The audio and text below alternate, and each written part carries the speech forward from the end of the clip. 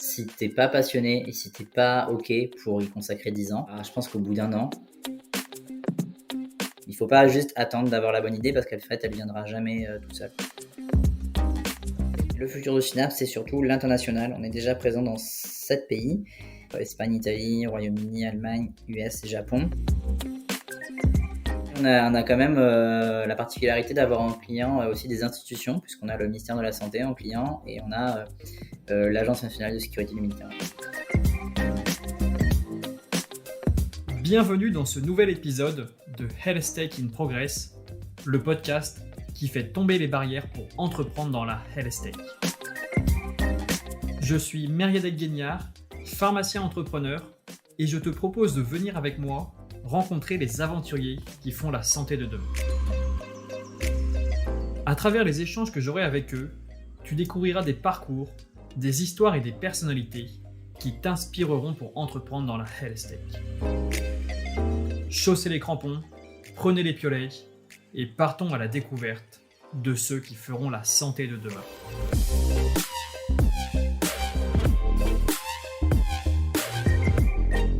Bonjour Clément, bienvenue sur le podcast Health Tech in Progress.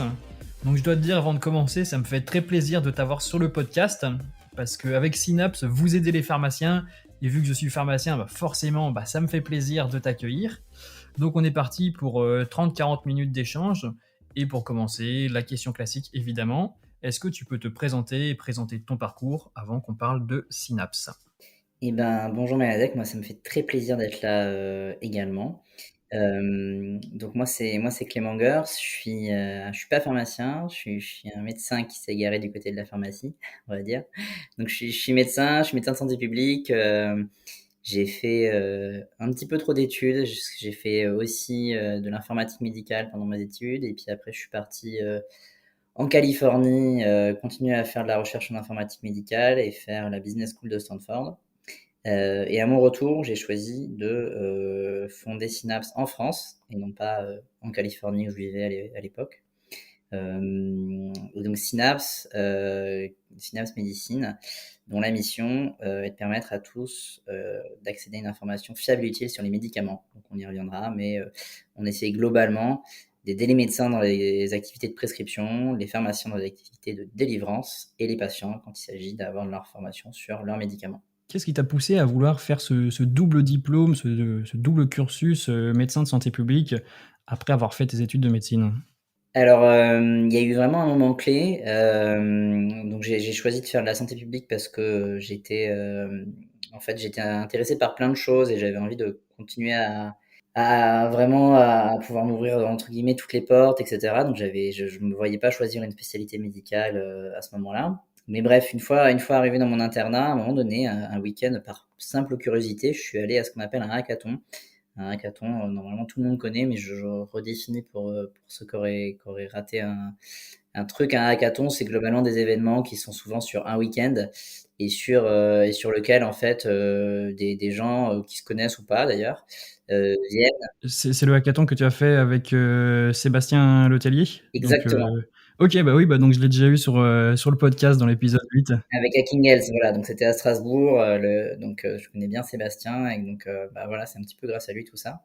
Et donc je suis allé à Strasbourg sur un hackathon et effectivement j'ai découvert tout ce qu'on pouvait faire en un week-end en mêlant l'informatique, l'entrepreneuriat un peu et puis la médecine.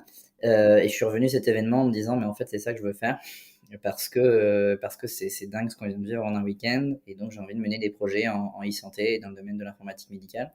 Ceci étant, même si j'avais on va dire un très léger côté geek, j'étais très loin de savoir coder ou de maîtriser l'informatique.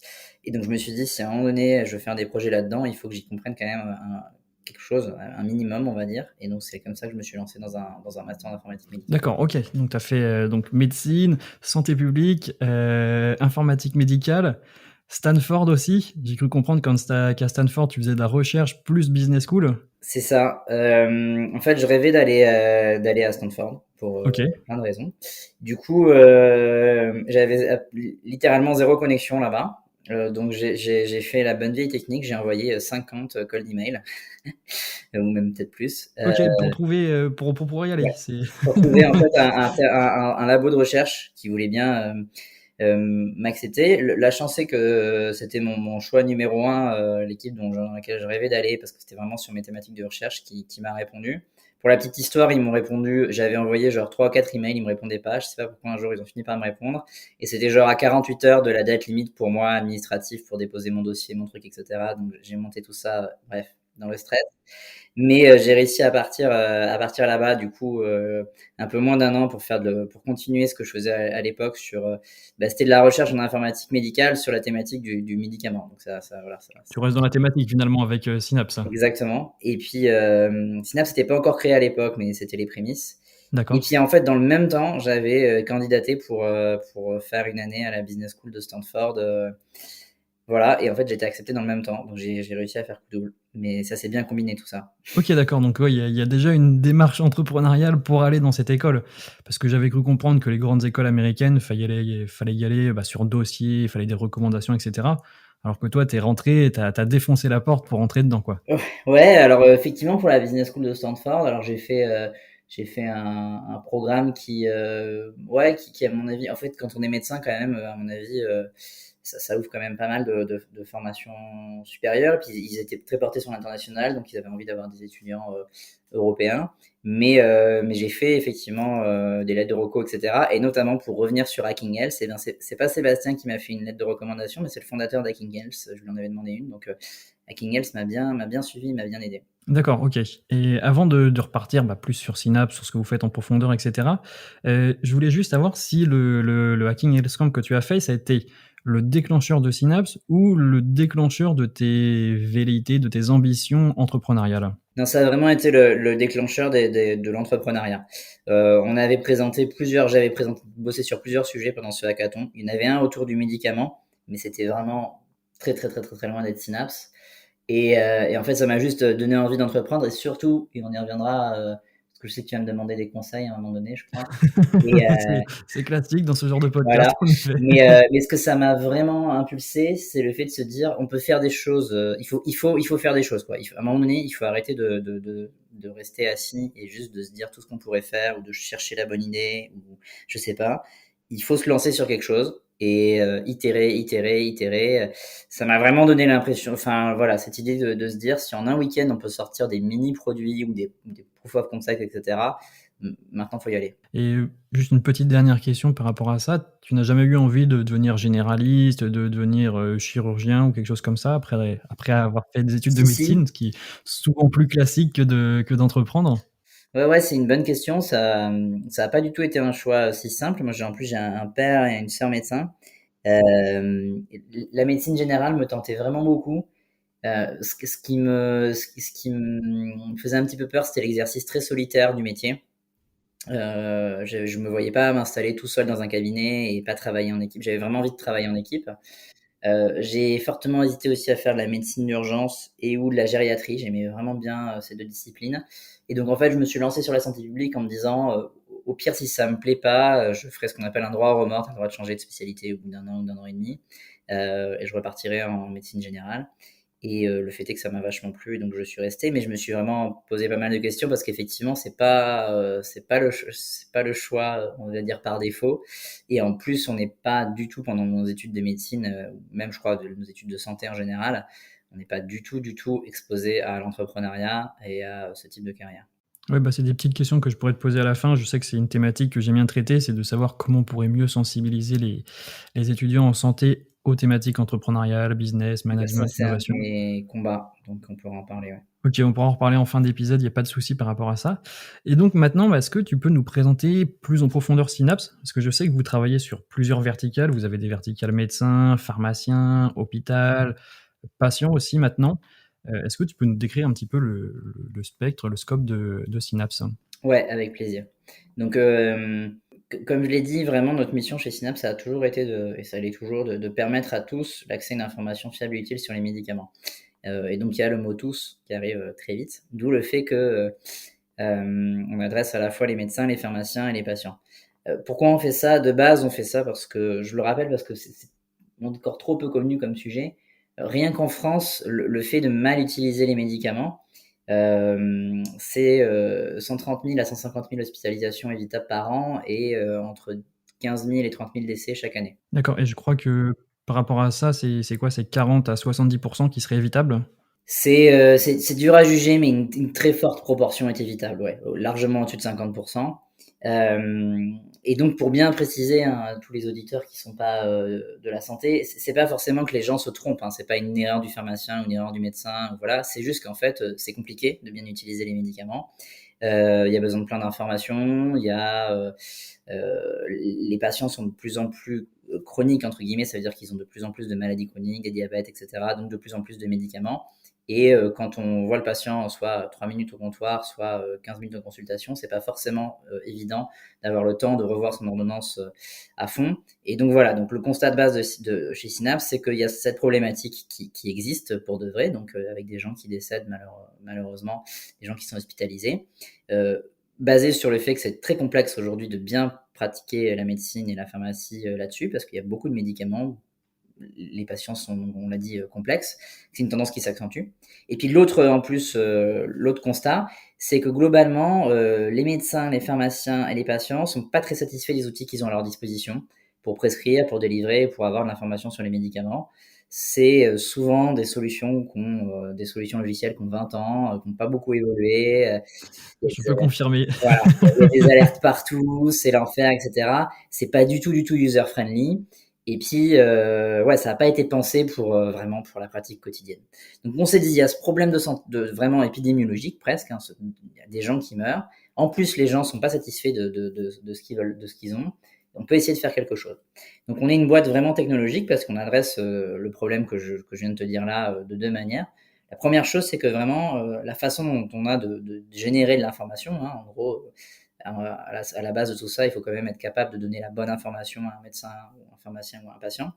Nous, on essaie de créer cette information à base d'algorithmes de traitement automatique du langage qui vont en fait chercher dans les documents de référence comment on doit bien utiliser les médicaments. Parce que tu as plein de documents qui expliquent comment on doit utiliser les médicaments, donc les notices des médicaments par exemple, mais aussi les fameux RCP, c'est les notices pour les professionnels de santé. Tu as plein de recommandations de la Haute Autorité de Santé. Bref, tu as plein de choses, mais c'est du texte. C'est 200 pages de texte et donc c'est ingérable à lire quand tu es en consultation. Donc nous, c'est nos algorithmes qui parcourent ces documents, qui essayent d'extraire l'information, de la comprendre et après de mettre tout ça dans ce qu'on appelle une base de connaissances. Donc ça, c'est la partie tech et puis on pourrait presque s'arrêter là. Mais en fait, au-dessus de ça, on construit vraiment des solutions logicielles. Hein, enfin, donc c'est du SaaS, donc c'est une appli et puis c'est une plateforme disponible partout sur tout navigateur qu'on a pensé très user-friendly, vraiment beaucoup travaillé avec nos médecins, nos pharmaciens pour la rendre vraiment très simple d'utilisation, où tu vas pouvoir justement optimiser une ordonnance, donc charger plein de médicaments, charger des informations sur un patient et en une seconde voir ce qui va pas, comment tu pourrais optimiser cette ordonnance. Et puis de plus en plus aussi, on a des vrais outils métiers très complets sur des choses un peu plus spécifiques à l'hôpital, des trucs qu'on appelle la conciliation médicamenteuse, etc. Donc voilà, en deux mots en tout cas, on a tous les outils qui permettent d'aider à prescrire, délivrer et avoir de l'information sur les médicaments.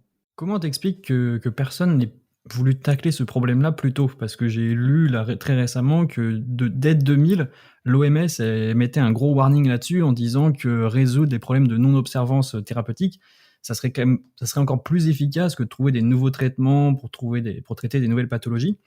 Comment t'expliques que personne n'ait voulu prendre ce problème à bras le corps et puis vraiment d'essayer de le tacler comme vous le faites et qu'il ait fallu attendre 2017 Synapse en France pour le faire? Alors bon, on n'est quand même pas tout seul à essayer de tacler ce problème, je te rassure. Mais non, il y a plusieurs. Non, mais c'est une très bonne question que je me suis posée moi au début quand on a monté Synapse. Je me disais mais est-ce que je suis fou en fait? Est-ce que je suis le seul à avoir ce problème? J'ai plusieurs réponses pour toi. La première, c'est que c'est quand même un problème hyper difficile et sur lequel il faut réunir des expertises très particulières. C'est-à-dire que déjà de base, c'est un problème que tu peux justement adresser que si tu réunis une équipe de gens qui sont médecins, pharmaciens, data scientists, etc. Donc déjà de base, c'est un problème entre guillemets de niche en termes de compétences à rassembler. Donc ça réduit le nombre de personnes qui peuvent adresser ce problème. La deuxième chose, c'est qu'en termes de ressources à mettre pour monter une boîte dedans, etc., pendant longtemps, c'était assez inaccessible parce que tant que t'avais pas eu justement des très gros progrès en termes de traitement automatique du langage et en termes d'algorithmes, bah, il n'y avait pas tellement d'autres choix que de faire ça avec des équipes et des équipes entières de pharmaciens et de médecins pour générer l'information à la main, ce qui était très difficile à faire. Donc à la fois, il y a un shift technologique qui permet que ça soit justement adressé de manière plus efficace. Et puis, bah, ce fameux problème que je pense qu'il n'y avait pas beaucoup d'entrepreneuriat en santé d'une manière générale. Et donc c'était les très grosses sociétés qui étaient encore en place, qui essayaient d'adresser ce problème. Puis la dernière chose, c'est que c'est quand même un problème très complexe, hein. On essaye de l'adresser, on fait des choses chez Synapse, mais il va falloir du temps. Il va falloir qu'on grossisse fortement pour pouvoir avoir un gros impact. Ok, un petit mot peut-être sur ton équipe, vu que tu viens de l'évoquer. Combien vous êtes de cofondateurs voilà, un petit mot sur ton équipe. On est 3 cofondateurs, 2 médecins, un ingénieur. On est 45 aujourd'hui chez Synapse. 45, ok. Ouais, on a bien grossi.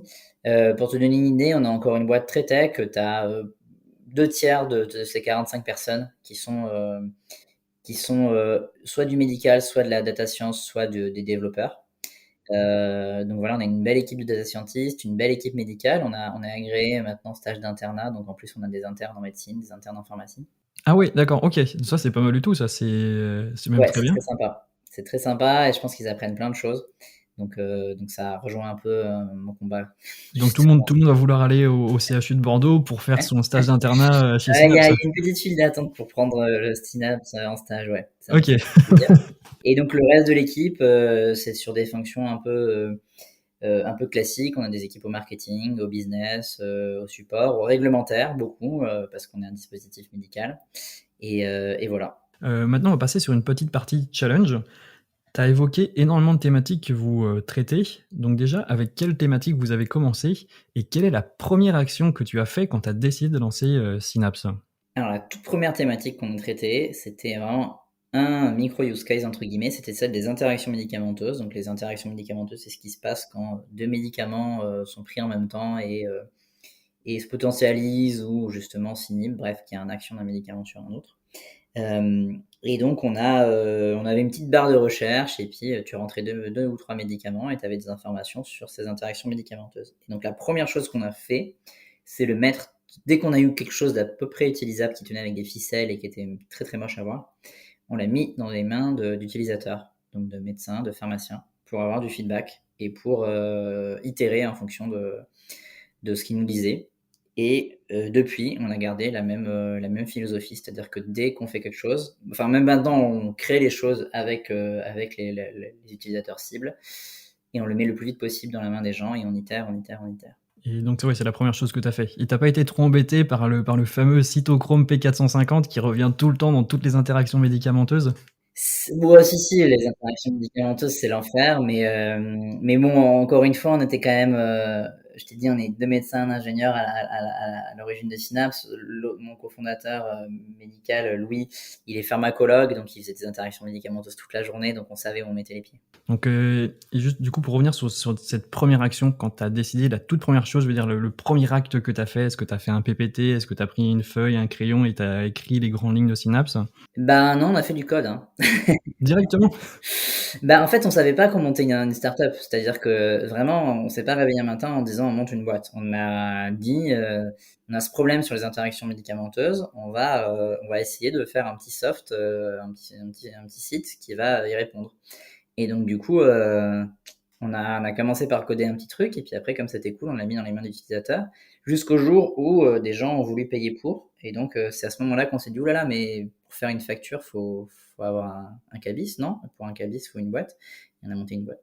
Ah, c'est un petit peu magique, c'est un petit peu ce que tous les entrepreneurs recherchent, que ça soit le client qui vienne directement et que tu n'aies pas besoin de vendre finalement. Oui, alors je te rassure, depuis on vend, hein. Mais, Donc tu t'es un peu t'es monté en skills là-dessus sur la mais non, vente. mais effectivement, en tout cas, je pense que l'une des choses qu'on a bien fait chez Synapse, on le savait pas, hein, tout ça était, enfin c'est facile à posteriori de refaire l'histoire et d'avoir dire tout ça a été pensé. Enfin, ce que je peux te garantir, c'est qu'à l'époque, c'est toujours le cas d'ailleurs, mais on a vraiment fait les choses par passion et parce qu'on était intéressé par ce sujet en fait, vraiment, et parce que c'était un problème qu'on avait dans notre vie de tous les jours et qu'on avait l'impression que d'autres gens l'avaient. Et c'était très lointain dans notre tête, justement du fait que j'avais pas du tout été formé à l'entrepreneuriat, je savais même pas ce que c'était trop une start-up ou de monter une boîte. Et ben, c'était très loin dans ma tête, tout ça. C'est venu petit à petit. Assez rapidement, je me suis dit: «OK, ça pourrait peut-être faire une boîte et on pourrait faire des choses». Mais je pense que c'est la clé, l'une des clés en tout cas du succès ou d'un début de succès, notamment en santé où vraiment la santé c'est dur, c'est long. Il faut être passionné quoi. Parce qu'en fait, si tu es pas passionné et si tu es pas OK pour y consacrer 10 ans, bah, je pense qu'au bout d'un an, tu vas juste, vu le nombre d'obstacles et vu la lenteur des choses, bah, si tu es pas honnêtement passionné par le sujet, je sais pas comment tu tiens. Tu me fais penser à 2 questions par rapport à ça. Combien de temps s'est écoulé entre le tout début de Synapse et la première vente?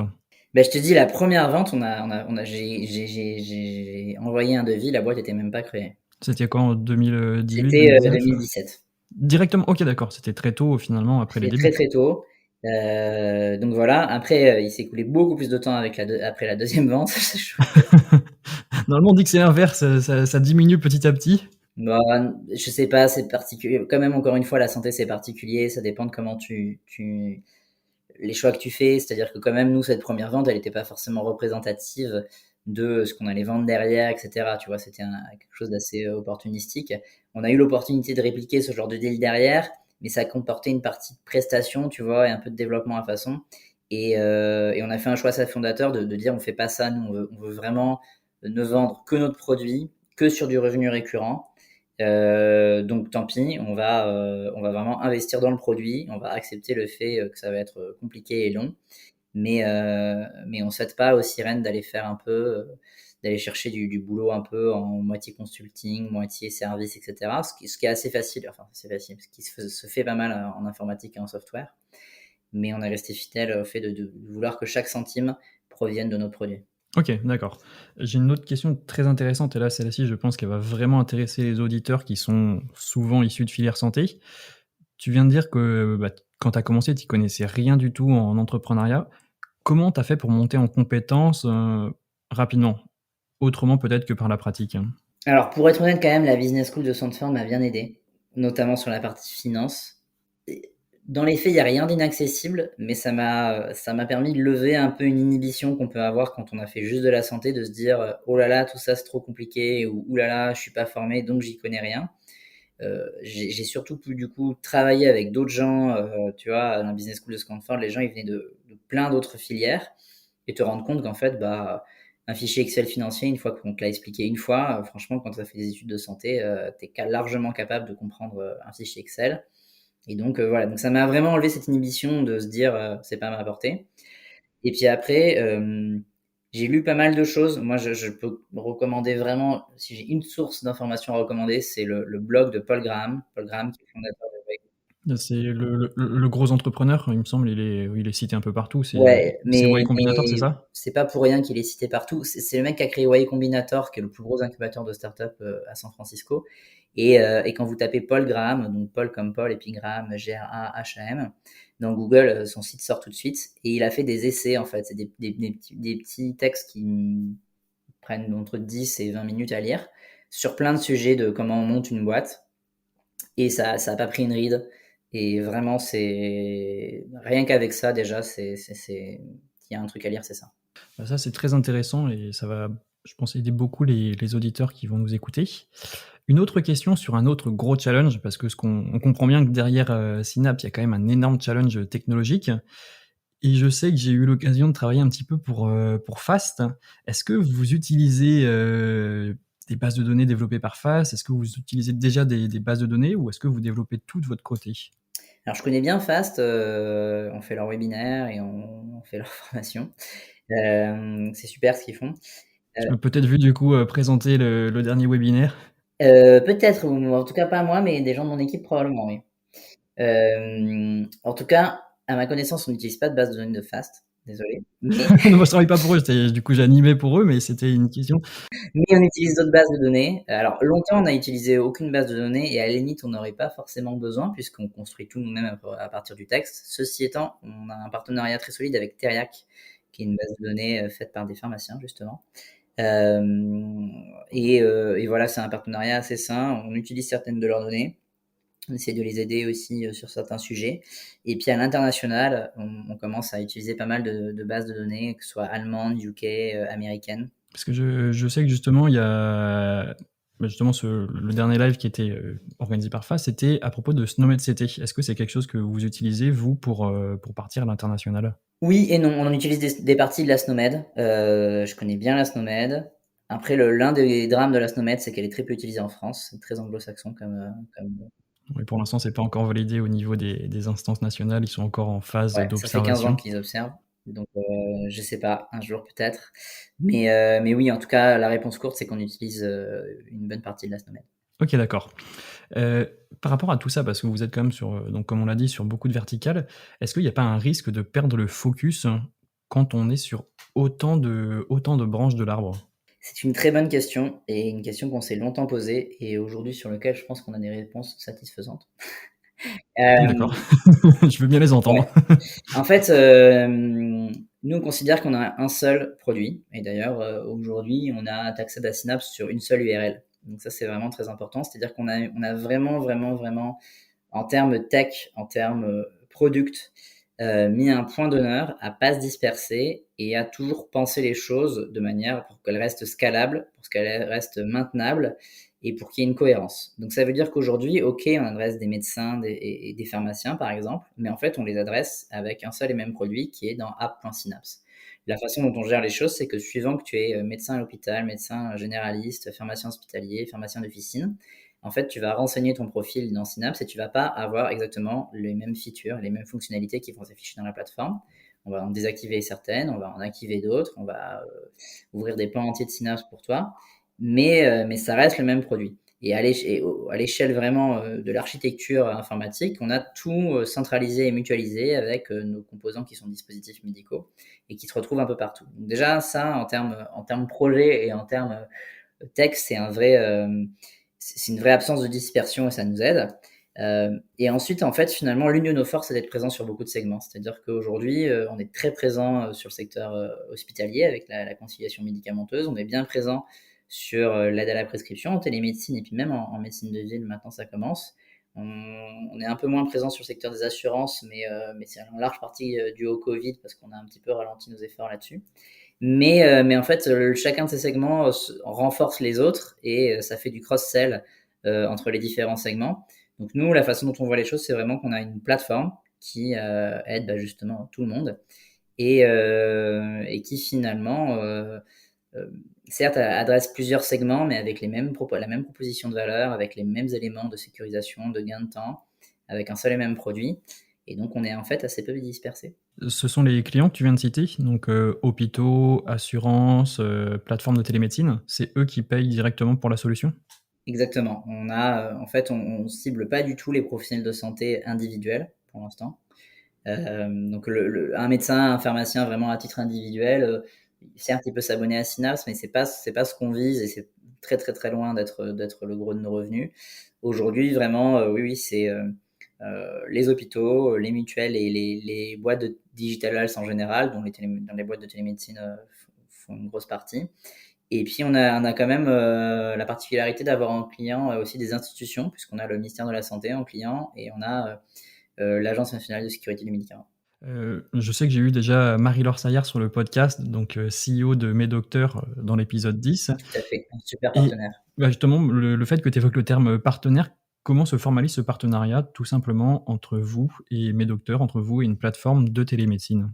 Alors, Marie-Laure, je la connais bien, mes docteurs, c'était notre premier partenaire en télémédecine, donc c'était les premiers à nous avoir fait confiance et on bosse super bien avec eux depuis. Je trouve que c'est vraiment incroyable ce qu'ils ont développé et tout ce qu'ils ont fait chez mes docteurs depuis maintenant plus de 2 ans.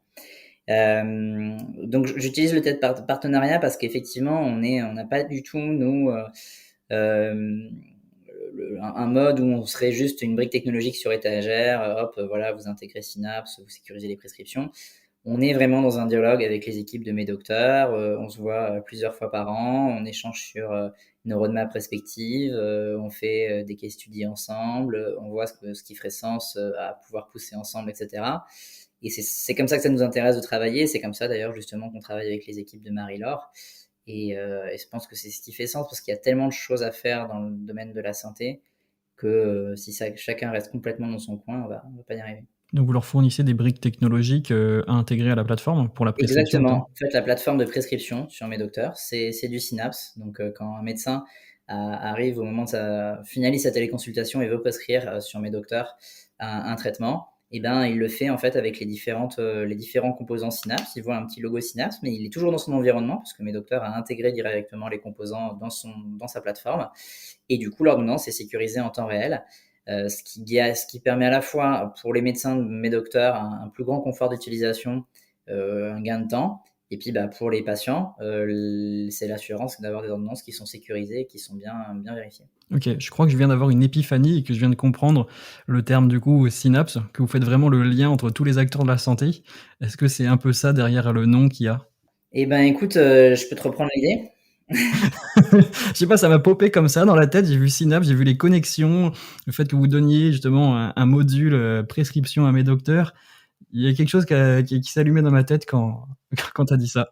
Ouais, non, tout à fait. Je te taquine, mais c'est quand même globalement l'idée. On cherchait un nom qui évoque à la fois, il y a de l'intelligence artificielle derrière tout ça, donc on voulait quand même un nom qui résonne avec l'aide à la décision, le sentiment d'intelligence, etc. Donc la synapse, et puis rester sur un côté très biologique, voilà. Et puis en plus cette notion de réseau, et donc la synapse remplissait bien Ok. le rôle de tout ça. Et toujours sur sur ce business model, pourquoi avoir décidé de développer une interface patient?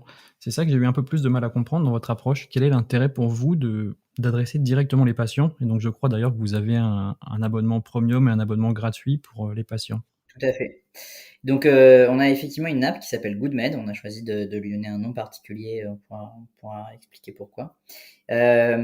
Franchement, le choix de base, et ça, c'est propre au fait que c'est deux médecins qui dirigent la boîte.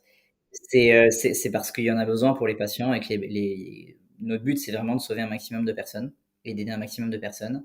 Et que donc, ça nous semblait évident qu'il fallait aussi qu'on ait un produit pour les patients. Donc, ça part vraiment du fait de se dire qu'on veut aider un maximum de gens. Donc comment ça se formalise? C'est une app avec... Alors, tu vois, tu connais, je pense que tout le monde maintenant connaît Yuka pour les aliments. Et bien, c'est comme un Yuka, mais pour les médicaments. Donc, ça veut dire que tu peux scanner tes boîtes de médicaments ou même scanner ton ordonnance pour rentrer tes différents thérapeutiques, renseigner quelques informations sur ta santé. Et on va te donner plusieurs informations. On va te donner des informations sur ton niveau de risque sur ton ordonnance, si elle est un peu chargée en médicaments. Mais surtout, si tu veux t'automédiquer ou si tu veux, ou si on vient de te prescrire un médicament ou autre, tu vas pouvoir vérifier si tu peux prendre ce médicament en fonction, bien sûr, de ton état de santé et des autres médicaments que tu auras renseignés. Donc voilà, le but c'est d'éviter plein de drames comme il y en a régulièrement avec des gens qui se surdosent en paracétamol sans le savoir, ou des gens ou des femmes qui prennent de l'ibuprofène tardivement dans la grossesse. Enfin voilà, un certain nombre de choses qui là qui sont bien connues, hein. La NSM a encore lancé une campagne de sensibilisation justement sur médicaments et grossesse. Il y a un vrai besoin. Et aujourd'hui, il n'y a pas des tonnes de solutions qui permettent d'avoir de l'information rapidement de manière fiable. D'accord, donc c'est les assurances qui par contre qui vont vous suivre sur cette démarche-là. Alors, on a une version gratuite, hein. Tout le monde peut télécharger GoodMed et l'utiliser de manière gratuite. Et il y a une offre GoodMed Premium qui est centrée autour de la famille en fait. C'est-à-dire que notamment si tu veux pouvoir renseigner les profils de tes proches, donc par exemple de tes enfants ou de tes parents s'ils sont âgés et que tu les aides sur leur traitement, etc. Là, on rentre dans une logique d'abonnement et donc tu as des fonctionnalités un peu en plus. Tu peux renseigner, comme je te le disais, les profils et les sauvegarder.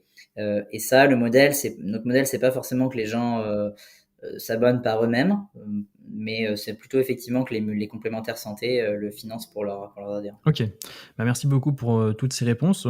Il reste deux petites séquences avant de terminer et une première, donc là j'innove un premier format, donc tu vas être le premier à le tester. On a parlé beaucoup du fait que vous soyez dispositif médical avec Synapse, et notamment Synapse Plateforme. Et donc, le format, c'est une question d'auditeur, et la question, c'est quelles sont les étapes à suivre pour devenir labellisé dispositif médical, et quel est l'intérêt?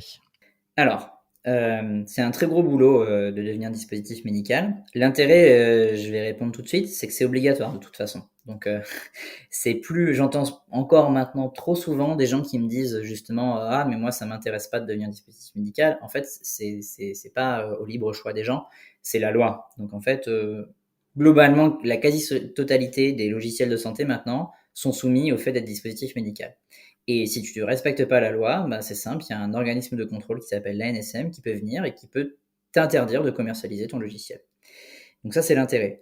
Ensuite, les étapes à franchir, ça dépend un petit peu de ce qu'on appelle ta classe de dispositif médical. Globalement, il y a du classe 1, classe 2A, classe 2B, classe 3. Ce qu'il faut retenir, c'est que plus ton dispositif est sur un niveau de risque élevé, globalement, soit c'est un pansement, c'est pas un niveau de risque élevé, ou voilà, soit c'est un pacemaker implanté. Là, c'est plus. On comprend bien que c'est pas, voilà, tu vois, c'est pas le même niveau de risque. Et ben, tu vas être dans une classification différente. Si tu es juste sur un niveau de risque très faible et que tu es dispositif médical de classe 1, tu vas être sur de l'auto-certification et de l'auto-déclaration. Mais tu dois quand même monter un très gros dossier et à n'importe quel moment, la NSM peut venir te contrôler. Et puis, plus tu montes dans les certifications, enfin dans le niveau de risque, plus et ben là, tu peux plus t'auto-certifier. Donc, c'est tout un dossier à mettre en place et surtout un système de management de la qualité à mettre en place qu'on appelle un SMQ. Et donc là, ça veut dire qu'au sein de l'entreprise, il faut absolument tracer et documenter de manière avec un processus qualité tout ce que tu fais. Donc nous, c'est ce qu'on fait chez Synapse. Dès qu'on écrit une ligne de code, dès qu'on fait une nouvelle fonctionnalité, tout va être tracé, tous les use cases, tous les tests, tous les rapports de tests, voilà, tout ce que tu fais, tu le traces et tu le documentes pour montrer que tu as tu as suivi toutes les bonnes étapes pour que les choses soient faites de manière qualitative et qu'il n'y ait pas de bug, que ça se comporte de bonne manière. Et ça, tu es audité par des organismes notifiés, indépendants, qui viennent et qui auditent ton système de management de la qualité et qui auditent toute ta boîte. Et ils vont très loin, ils vont jusqu'à regarder dans GitHub, Ok. enfin, ils vont regarder le code. C'est un vrai audit. Nous, notre audit, il a duré une semaine entière. Et le mec, il regarde Ok. tout. Ouais, en effet, c'est très complexe. Et du coup, justement, tu évoquais le fait que il y ait différentes classes de DM. Vous êtes quoi? Vous êtes 2A, 2B? Nous, on est concerné par le 2A, tout à fait. Ok, bah top. Bah merci pour cette réponse. Je pense elle sera très claire pour ceux qui nous écoutent. Et donc, qui est-ce qui valide le dernier tampon pour dire ok, c'est bon, vous êtes dispositif médical? Alors, c'est à la fois l'organisme notifié. Donc, les organismes notifiés, c'est des sociétés qui sont autorisées par les gouvernements à faire ces audits et qui te recommandent pour la certification et pour organisme et pour voilà. Et puis après, c'est les autorités en plus réglementaires. Donc en France, c'est la NSM. D'accord, ok. Bah merci beaucoup pour cette réponse. On va partir sur une dernière petite séquence assez courte pour terminer, avec une question assez classique. Quel est le futur de Synapse? Donc, j'ai cru voir dans une interview précédente que vous alliez aller sur la pharmacovigilance. Donc, Alors, on est déjà sur la pharmacovigilance, mais le futur de Synapse, c'est surtout l'international. On est déjà présent dans 7 pays d'accord. avec des débuts de présence, hein, Espagne, Italie, Royaume-Uni, Allemagne, US et Japon. Et donc là, on est en train de passer la démultiplier sur tous ces pays pour vraiment avoir une empreinte globale, D'accord, donc peut-être une nouvelle levée de fonds prévue pour se développer à l'international? probablement. Ok, d'accord, parfait. Et la question, celle-ci, je sais qu'elle me fait un petit peu. Bah, elle est très intéressante. Donc, il y a beaucoup de personnes qui vont te poser la question de savoir bah, quelle est ta plus grande fierté, etc. Et moi, ce qui m'intéresse dans la démarche entrepreneuriale, c'est de savoir quel est ton plus gros regret. Quel est ton plus gros regret avec Synapse ou ta plus grosse déception? Et si tu en as un, comment tu ferais différemment? Oh là là, c'est dur ça. Elle est souvent très très dure. Bon, Non, je vais c'est te vrai que dire, par je vais te regret. dire, j'ai pas d'énormes regrets, mais je vais quand même, si, j'en ai quand même un, entre guillemets, sur la question de qu'est-ce que tu ferais différemment, je me ferais plus confiance. Et ça, je pense que c'est effectivement un truc à dire à tous les. Alors, dans le domaine de la santé, on est vraiment formé à douter, entre guillemets, à vouloir, voilà, etc., être très critique envers nous-mêmes. Euh, et voilà, si t'as à refaire, je me ferai plus confiance à mes intuitions et à mes capacités plus rapidement parce que voilà. Bah, ça me fait faire la transition automatique vers l'avant-dernière question. Est-ce que tu as un conseil pour ceux qui veulent entreprendre dans la santé? Oui, j'ai un conseil, c'est de faire des choses. Je m'explique. Je vois trop souvent des gens qui me disent: «Je me suis pas encore lancé parce que j'ai pas encore eu la bonne idée». Mais en fait, la bonne idée, c'est un concept, c'est un faux concept. C'est-à-dire aucune boîte se monte, aucune boîte qui réussit, ne fait au final exactement ce qu'elle pensait faire au début. Il faut vraiment, en fait, c'est en faisant qu'on apprend, c'est en faisant qu'on découvre ce que le marché et les utilisateurs veulent. Donc, si j'ai un conseil, c'est juste, il faut arrêter d'être juste derrière son écran à rien faire. Il faut sortir, aller à des meet-up, faire des events, n'importe quoi, du moment que ça vous intéresse, et commencer à faire quelque chose, commencer à parler à des gens, monter peut-être une asso, etc. Même si au début ça ressemble pas à une startup, etc. Faire des choses, c'est assez magique, ça en engendre d'autres, et après ça fait comme un fil d'Ariane, et un beau jour on se rend compte qu'on a une boîte. Il faut pas juste attendre d'avoir la bonne idée parce qu'elle fait, elle viendra jamais toute seule. Je peux que confirmer cette démarche-là. Pour revenir là-dessus, est-ce que Synapse, ça ressemble aujourd'hui à ce à quoi tu avais en tête quand tu as commencé? Pas du tout. Absolument pas. Bon, la question était un peu tronquée, était un peu biaisée, parce que je m'y attendais un petit peu, mais Non, parce que j'avais pas tellement d'idées en tête, ça c'est la première chose. Et puis parce que, alors aussi il y a plein de choses qui ressemblent. Il y a les valeurs que je souhaitais, on aide des gens, etc. Donc il y a, voilà, la base est là.